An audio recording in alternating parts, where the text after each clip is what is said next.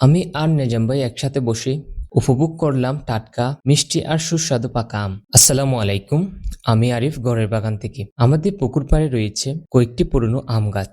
গাছগুলো আমার দাদাই অনেক বছর আগে নিজের হাতে রোপণ করেছিলেন। এই আমের মৌসুমে গাছগুলোতে আলহামদুলিল্লাহ অনেক ভালো আম ধরেছে। এর মধ্যে কিছু কিছু আম সুন্দরভাবে পেকেও গিয়েছে। তাই আজকে ঠিক করলাম পাকা আমগুলো সুন্দরভাবে পেড়ে ফেলবো ইনশাআল্লাহ। আর এই কাজের জন্য বাগান থেকে নিয়ে এসেছি নেজাম ভাইকে। আমরা দুজন মিলে খুঁজে খুঁজে পাকা আমগুলো পাড়ার চেষ্টা করতেছি। গাছগুলো অনেক বড় হওয়ার কারণে হাতে পাড়া একটু কঠিন হয়ে যাচ্ছে, তাই বাঁশ ব্যবহার করে সাবধানে পারতেছি। আলহামদুলিল্লাহ আমি নিজেও বেশ কিছু আম পেরেছি, আর নেজাম ভাই সুন্দরভাবে আম পারতেছে। অনেক কষ্ট আর চেষ্টা শেষে অবশেষে জুড়ি ভর্তি পাকা আম সংগ্রহ করতে পেরেছি। মাশাআল্লাহ আমগুলো দেখতে যেমন সুন্দর, খেতেও ঠিক তেমনই মিষ্টি আর সুস্বাদু। সত্যি বলতে আমের সিজনে পাকা আম না খেলে যেন মৌসুমটাই অপূর্ণ থেকে যায়। তারপর আমরা আমগুলো সুন্দর করে ধুয়ে নিলাম। ধোয়া শেষ করে রসালো পাকা আমগুলো কেটে প্রস্তুত করলাম খাওয়ার জন্য।